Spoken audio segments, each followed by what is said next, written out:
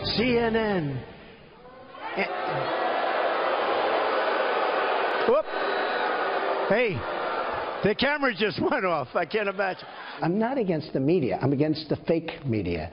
If you look at CNN, the way they cover me, no matter what you do, it's negative, hits. Media outlets like CNN and MSNBC are fake news. Fake news. Take a look at CNN. It's a complete hit job. No matter what you do, no matter how good, no matter how great it is, they don't report it in a positive fashion. And that was President Trump calling out CNN for its constantly one-sided coverage of the White House. And a recent Harvard study is bolstering the president's complaints, showing that 93% of CNN's coverage of President Trump was negative from January until the end of April. Of course, what that study doesn't show is just how downright nasty and vicious the network has been towards President Trump. Take a look at some of the worst examples. Is this president trying to impersonate Hugo Chavez, Recep Tayyip Erdogan, Vladimir Putin? Because this is exactly the kind of language that leaders use when they are trying to undermine the press. It's like we're just covering bad reality television is what it feels like now. It's a grotesque abuse of power by the President of the United States. This is the kind of thing that goes on in non-democracies. Apparently, the president gets 2 scoops. You know, everyone else around the table gets 1, and no word if there were sprinkles. At the dessert course, he gets 2 scoops of vanilla ice cream with his chocolate cream pie instead of the single scoop for everyone else. He gains weight, according to these sources. He doesn't trust people around him. He's withdrawing. Not a good picture. He now lives within himself, which is a dangerous place for him to be. If he wants to say that, Barack Obama wants to say whatever. If George Bush says, I looked in his eyes and and took thought a dump on his desk, you would defend it. The only winner, the only people who've got to be happy tonight are sitting in the Kremlin. Now he's President Snowflake, okay?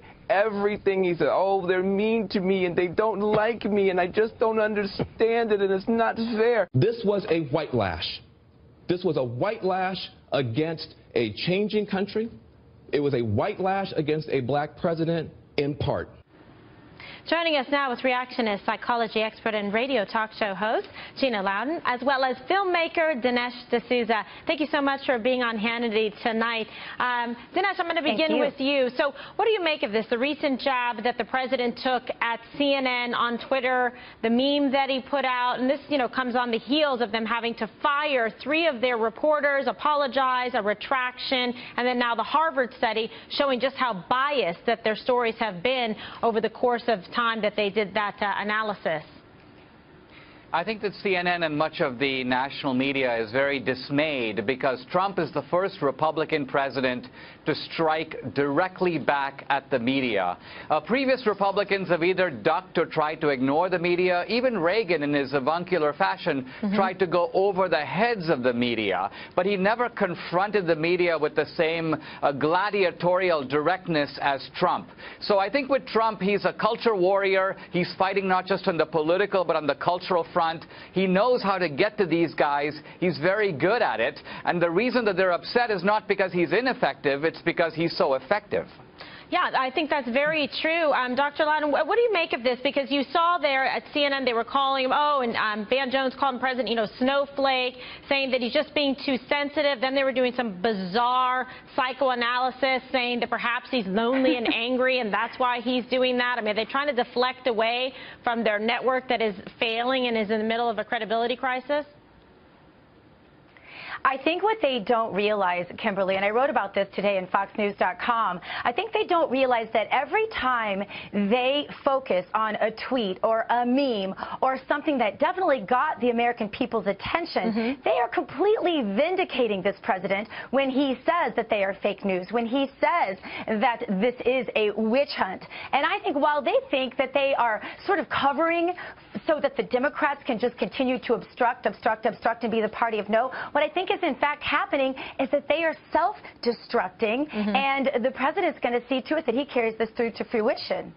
it really is almost self-destructive behavior, Dinesh, that they're imploding, that no matter how many times they try and go with a false narrative that has absolutely no facts or evidence behind it of Russian collusion, now they're trying to go with this. The president is, mentally unfit. He should be impeached. You have 20 lawmakers even trying to get behind this. What is going on here, and what is really behind the CNN and MSNBC biased coverage of President Trump? What's really behind this is that a lot of these leftists in the media have realized that the Democratic Party by itself cannot pose effective resistance to Trump. They can't. And so the leftists in the culture, in academia, in Hollywood, in the media, they go, we're going to take over. You step aside, Democratic Party. We'll deal with Trump. These are people who have not gotten over the result of the last election. In fact, not since 1860, not since the election of Lincoln, have Democrats so obstinately refused to accept the result of a lawful election. They're trying to somehow overturn that result, and I think that this kind of bitter battle comes down to that. Yeah, really, I think, Dinesh, it's almost like a media coup against the sitting American president. Yes, and Trump actually knows how to deal with it very effectively. Twitter is actually his masterful medium. He's almost a kind of poet on Twitter. When you think about Twitter, Twitter is to journalism kind of the way haiku is to poetry. It's a very condensed form of expression accompanied by pictures. Trump has become a master of the genre, so all the Republicans who say to Trump, get off Twitter, they couldn't be more wrong.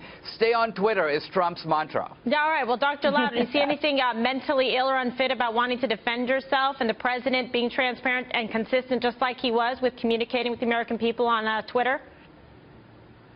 Crazy like a fox, maybe, Kimberly. I think that this is one of the smartest things that this president or any president has ever done. He literally has them distracted while he's getting things done. Look at last week, the great court decision upholding his temporary travel ban, the things he did on illegal immigration and the temporary travel ban and case law. This is one of the most productive presidents in history, and the media is distracted with memes and words instead of action. He's winning. It looks like it, and he thinks so, too. All right, thank you, Dr. Loudon. Dinesh D'Souza, always a pleasure. Thanks.